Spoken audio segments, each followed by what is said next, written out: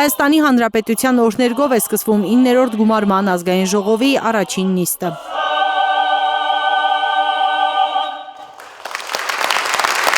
Պատգամավորներից ամենատարեցը 81-ամյա ԿՊԱ-ական պատգամավոր Կնյազ Հասանովն է նիստը վարում, նա 4-րդ անգամ է այս դերում։ Ազգային ժողովի 9-րդ գումարման առաջին նստաշրջանը հայտարարել բացված։ Հասանովի կողքին Հանրապետության նախագահն է, դատարկ է այն աթոռը, որին ավանդաբար ամենայն հայոց կաթողիկոսն է նստում։ Նորանկախ Հայաստանի պատմության մեջ առաջին անգամ նորընտիր պատգամավորներն աշխատանքը սկսում են առանց հովվապետական օրհնանքի։ Որտեղ է հայոց հայրապետը։ Որտեղ է վեհափառ հայրապետը։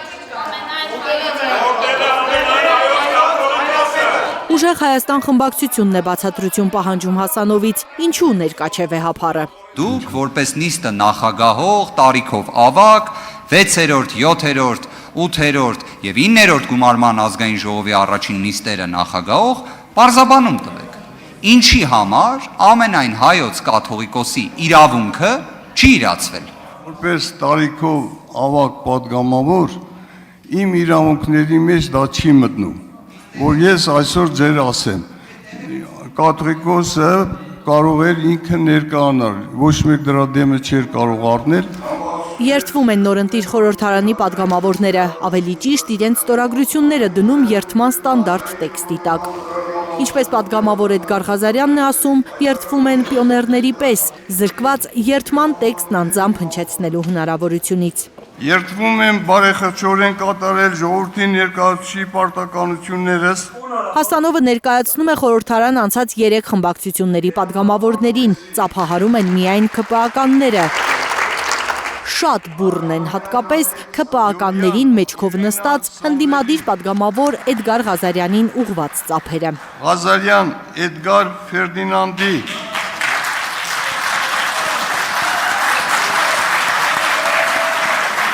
Հայաստան դաշինքը հոտնկայս ծափահարում է, երբ հնչում է ավելի քան 1 տարի կալանավորված գործընկերոջ Արթուր Սարգսյանի անունը։ Նրա պատգամավորական աթոռը դատարկ է նոր խորհրդարանի առաջին նիստի օրը։ Սարգսյան Արթուր Լարվենտի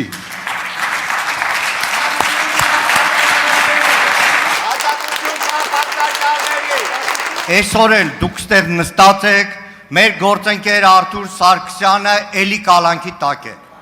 Քաղաքական հետապնդման տակ է։ Նախորդ ազգային ժողովում գլխավոր դատախազը եկավ կեղտ, սուտ հայտարարություններ, սուտ մեղադրանքներ հնչեցրեց Արթուր Սարգսյանի նկատմամբ եւ նախորդ ազգային ժողովը տվեց իր համաձայնությունը։ Նոր ազգային ժողովը ձևավորվել, բայց այս քաղաքական իշխանության ենթակա դատական համակարգը խախտելով սահմանադրությունը, սահմանադրական դատարանի որոշումը մի քանի օր առաջ թույլ չտվեց, որ Արթուր Սարգսյան այսօրվա նիստին մասնակցի, ոչ լեգիտիմացնելով հերթական անգամ այս խորհրդարանի աշխատանքը։ Ժամանակապատեր պարոն Մանուկյան։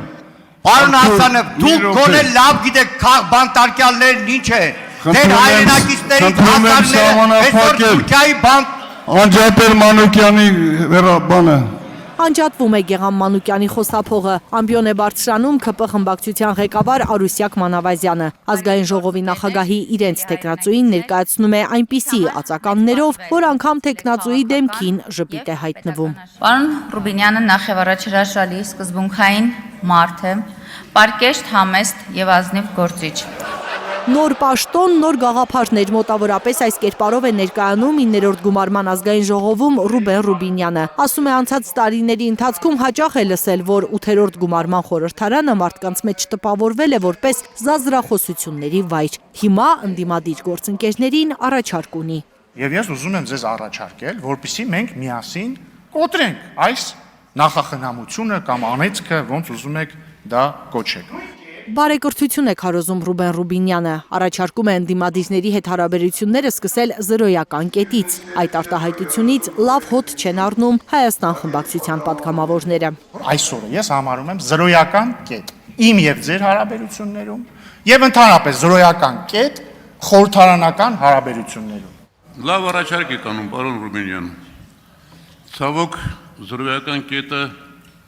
փորձառությունը ուրիշ բան է հուշում, թե ինչերի է հանգեցրել։ Ձեր քաղաքական բանավեճի հայտ ընդունում եմ։ Ելույթումս մանրամասն կանդրադառնանք, թե 0 կետից սկսելը ոնց է լինում։ Հարցեր ունեն Ռուբինյանին ուժեղ Հայաստանի պատգամավորները։ Թուրքիայում գիտական հետազոտություն անելու 5 ամսվա ընթացքում ազգությամբ թուրքերի հետ շփվել է, մտերմացել է։ Դուք Թուրքիայում սովորելու ժամանակ, այսպես ասած ֆելոշիփի շրջանակներում, ազգությամբ թուրքերի հետ շփվել եք թե ոչ։ Ես Թուրքիայի հետ շփվել եմ նախ 2010-ից 11 թվականներին, երբ որ ես սովորում էի Լոնդոնում։ Ինչ չի հետաքրում, որտեղ եք սովորել, ում եք քննարկել։ Թուրքիայում ֆելոշիփ անցկացնելու ժամանակ դուք ազգությամբ թուրքերի հետ շփվել եք թե ոչ։ Բայց ինչ որ մասը པարզ չէր իմ ասացի։ Այո։ Թուրքիայի հատուկ ծառայությունների ներկայացուցիչները իրեն չեն հավաքագրել, վստահեցնում է Ռուբինյանը, ու անգամ թուրքական օրերի ճաշացանքն է հրապարակում։ Այնտեղ սիրում էի ուտել քեբաբ, Ադանա քեբաբ, շատ համով է, Իսկանդեր։ Եթե սա ձեզ հետաքրքիր է, էլի, համով բաներ։ Ազգային ժողովի նախագահի միակ տեխնացուն կարող է երաշխավորել, որ Փաշինյանի իշխանության տարիներին Տիգրան չեն հանձնելու Ադրբեջանին։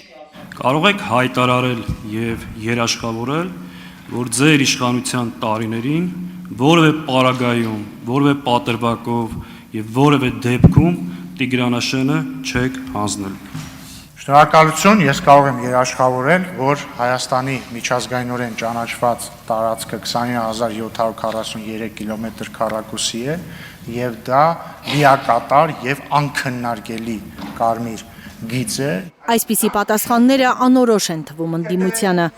Հայաստան խմբակցության պատգամավորները ստիպված են էլի հարցեր տալ նույն թեմայով։ Ռուբինյանից հստակ պատասխան կորզել չի ստացվում։ Հիմա ձեր ասած Հայաստանի տարածքային ամբողջականության մեջ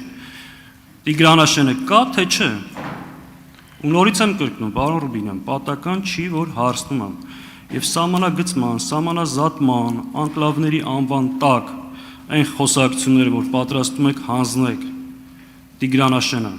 կարող եք ժխտել թե ոչ։ Սերժ Քլչի հետ բանակցությունները լավ են եկել Ռուբինյանի վրա, նկատում են Հայաստան խմբակցության պատգամավորները։ Այս նստաշրջանին Ռուբինյանը հմտորեն շրջանցում է հարցերը, նախադասություններ է ձևակերպում առանց հարցին պատասխանելու։ Տիգրանաշենը Հայաստանի Հանրապետության տարածք է թե ոչ, հստակ կադրապատասխան այո կամ ոչ։ Ես այդ հարցին արդեն պատասխանել եմ սպառիչ։ Սպառիչ պատասխան չունի նաև հարցը, ինչու մինչև օրս չի բացվել հայ-թուրքական սահմանը, որի մասին արդեն 5 տարի աղմկում է իշխանությունը։ 2022 թվականին մեծ շուկով հայտարարվեց, որ երրորդ երկրների քաղաքացիների համար սահմանը բացվելու է, բայց պայմանավորվածությունը, որի անոնսը նաև դուք բավականին այսպես մեծ շուկով արեցիք, տեղի չունեցավ։ Սահմանը չի բացվել, բայց մի շարք պայմանավորվածություններ են ձեռք բերվել, չվերթներ կան, ուղիղ առևտուր, ասում է Ռուբինյանը։ Ամենակարևոր հարցը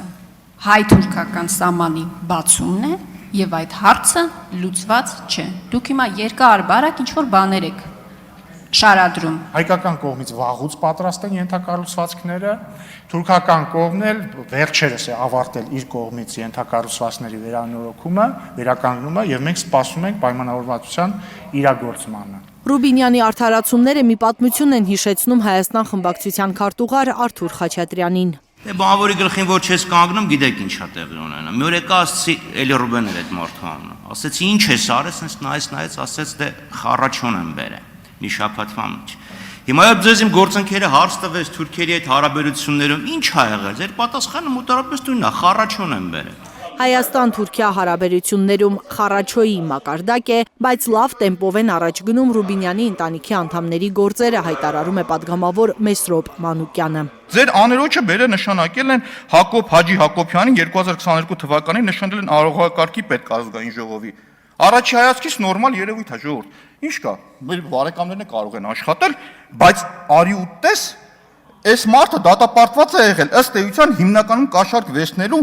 Թուրքիայում բնակվող ՀՀ քաղաքացիներից, որպեսզի նրանք ստանան վերադարձի վկայական։ Մանուկյանը հիշեցնում է, թե որ կետից են քաղաքական կարիերան սկսել ազգային ժողովի նախագահ Արարատ Միրզոյանը, Ալեն Սիմոնյանը եւ որտեղ են հիմա գտնվում։ Պարոն Ռուբինյան, անկեղծ եմ ասում, օրինակ փորձում էի հասկանալ Ալենա Սիմոնյանն ու Արարատը Միրզոյան որ կետից սկսեցին, ուր գնացին հասան, հիմա ձեր կետը դաժե չեմ կարողանում ցույց տալ։ Ու տպավորությունն է, որ Ալենա Սիմոնյանն ու Արարատը Միրզոյան ձեր դեմ փոքրիկ ձկներ են։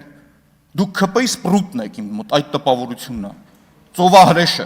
Իսկ որևէ առավելություն չունի ազգային ժողովի նախագահի միակ տեխնացուն, հարցնում է Ուժեղ Հայաստանից պատգամավոր Էդգար Ղազարյանը։ Ես գտել եմ նրա կյանքում մի կարևոր իրադարձություն, որը կարելի է առավելություն համարել։ Դա այն է, որ 2016 թվականին քաղաքացիական պայմանագիր կուսակցության կամավորական ջոկատի կազմում նա եղել է ապրիլյան պատերազմի մայիսյան մասնակից։ Եվ մեկնել է Արցախ, հաշվառված է եղել Արցախի պաշտպանության բանակի Մարտակերտի ուղղությամբ տեղակայված զորամասերից մեկում եւ հայկական բանակի համազգեստով զինված կերպով իրականացրել է մարտական առաջադրանք։ Ցավոք իր իսկ գործողությունները հիմա ուրանում է Ռուբինյանը, հայտարարում է Ղազարյանը։ Ռուբինյանը նսեմացրել է իր այդ իմ կարծիքով սխրանքը եւ նվիրական ծառայությունը, որովհետեւ նա այն տարածքը, որտեղ իրականացրել է մարտական առաջադրանք, հիմա համարում է ադրբեջանական տարածք դեռևս 1991 թվականից։ Այստեղ խնդիր է առաջանում, մարդը որ ուզում է դառնալ Հայաստանի ազգային ժողովի նախագահ, նա ռազմական հանցագործ է, թե պետական դավաճան։ Որովհետև եթե նա իր ծառայության վայրը, որտեղ համարել է հայրենիք ու պաշտպանել է դա, հիմա համարում է ադրբեջանական տարածք, դա դավաճանություն է։ Իդեպ ուրանալու մոռացության տալու մի դրվագ էլ ազգային ժողովի կանոնակարգի կետերից մեկի խախտումն է։ Էդգար Ղազարյանը հիշեցնում է, որ նստաշրջանի մեկնարկին չեն հարգել հանուն հայրենիքի ընկած այորթիների հիշատակը։ Տիկնայք եւ պարոնայք, Հայաստանի Հանրապետության եւ Արցախի Հանրապետության ազատության, անկախության, հայրենիքի պաշտպանության բոլոր պատերազմներում,